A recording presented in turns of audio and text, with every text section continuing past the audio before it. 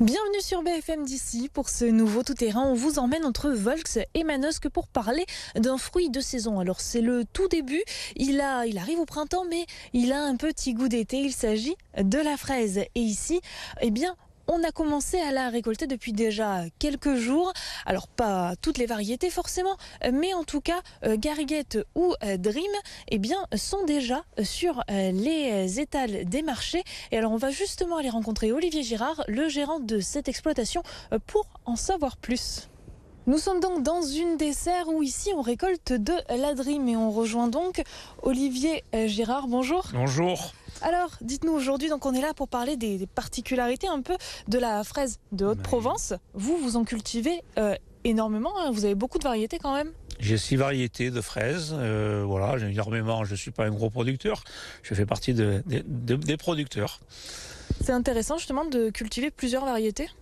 Oui, c'est intéressant de cultiver plusieurs variétés. D'abord parce qu'il y a des fraises qui sont plus acidulées et des fraises qui sont plus douces. Et puis ça permet d'étaler surtout sur la récolte pour pouvoir durer dans le temps.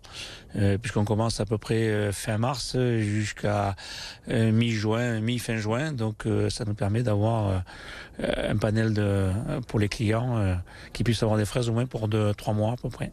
Et la fraise de Haute-Provence, est-ce qu'elle a des petites caractéristiques particulières? La terre est favorable, en Haute-Provence est favorable, mais il y a plusieurs, c'est en fonction de la variété que vous mettez, je veux dire des variétés qui sont plus douces, qui sont plus difficiles aussi à cultiver, mais qui sont meilleures au niveau gustatif.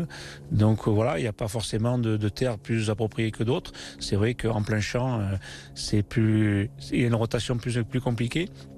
Parce qu'il faut plus de serres et autres, mais c'est des fraises qui restent beaucoup plus gustatives. Et comment est-ce que vous savez qu'il faut les récolter là? Une fraise doit être récoltée quand elle est rouge. Et voilà, une fraise comme ça qui est bien rouge de partout, qui n'a pas de blanc et mûre. Une fraise qui est comme ça, qui a encore du blanc et elle n'est pas complètement rouge, il faut attendre quelques jours. Et puis les autres, celle-là commence à rougir.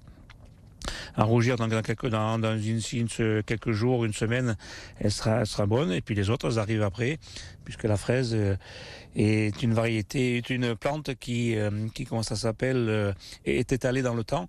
Donc heureusement d'ailleurs, et ce qui permet pendant 2 mois à peu près de ramasser des fraises de la même variété, à peu près sur 2 mois, qui nous permet d'étaler la récolte. Et la culture de la fraise, ça se change, ça se replante toutes les années? Moi, en tant que producteur et cherchant la quantité et la rentabilité avant tout aussi, puisque donc même si on cherche le goût en priorité, nous les replantons, les arrachons et replantons chaque année. Mais on peut garder les variétés pendant 4-5 ans, il n'y a aucun problème là-dessus, sauf qu'après, au bout de quelques années, il y a moins de production. On peut un peu se balader dans la serre peut-être. Et du coup, dites-nous, pour ramasser justement tous ces plants, vous avez de la main-d'œuvre régulière? Oui, j'ai de la main-d'œuvre chaque année qui vient pour la récolte des fraises et des asperges. Et puis après, qui s'occupe des autres légumes et des fruits. Oui, parce que du coup, on ne peut pas vivre forcément que de fraises. Si, on pourrait. Il y a des exploitations qui font que de la fraise ou des asperges. Bon, moi, ayant un stand de vente au bord de route, je suis obligé d'avoir un certain volume et un certain panel, un certain choix. C'est important de vendre au niveau local? Oui, pour plusieurs raisons. D'abord, on sait ce qu'on récolte. On sait ce qu'on vend aussi le soir et on sait surtout combien on va encaisser au final. Parce que de vendre en grande surface ou de vendre en grande quantité, on perd toujours et on ne sait pas toujours les prix auxquels on va être payé. Écoutez, nous on va se diriger justement vers votre stand, donc qui se trouve sur la route, c'est ça, à Volx, oui. Pour voir un peu ce qu'en pensent les clients et puis comment ça se passe. Pas de problème. Bien, merci beaucoup. Merci à vous.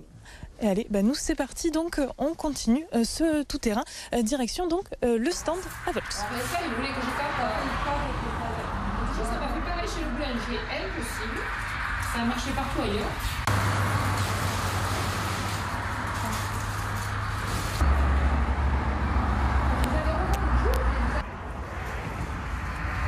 Nous avons donc pris la direction de Volx. Nous sommes au fil des saveurs où on retrouve Céline avec des fraises. Alors dites-nous, là ça fait quelques jours donc qu'elles sont arrivées ici sur les étals, que les clients peuvent en acheter. Alors comment est-ce que cette arrivée de nouveaux fruits est reçue par les clients?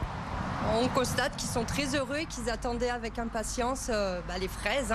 Comme tout le monde, ça annonce les beaux jours et l'ouverture du stand. Et voilà. Vous avez la gariguette et la dream. Vous pouvez les différencier. La gariguette est un peu plus allongée que la dream. Ensuite, la gariguette, elle a un petit côté acidulé, un peu de sucre, tandis que la dream, c'est que du sucre. Vous avez déjà quelques retours? Pas encore. C'est tout frais?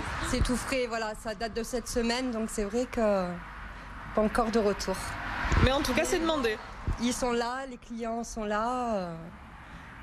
Ils sont contents de pouvoir retrouver leurs fruits d'été. Ah oui, ah oui, ils se languissaient. Merci beaucoup, nous aussi on se languissait. Merci. Les clients aussi sont particulièrement heureux du retour des fraises sur les étals. Écoutez. Ça me fait quoi de voir les fraises? Je suis très contente, c'est le retour du printemps, tout simplement. Voilà. J'ai vu hier soir qu'il y avait les fraises, j'avais déjà vu les asperges, mais j'ai dit je vais chercher les deux. Moi, c'est les fraises d'ici. J'achète pas des fraises d'ailleurs. Voilà. Elles ont meilleur goût, les fraises de Haute-Provence? Ça dépend les goûts et les couleurs, comme on dit. Mais enfin, moi, je préfère. Pas que ça n'existe pas, mais bon, ça existe. Alors après, je prends des asperges. Fines, moyennes, pointes.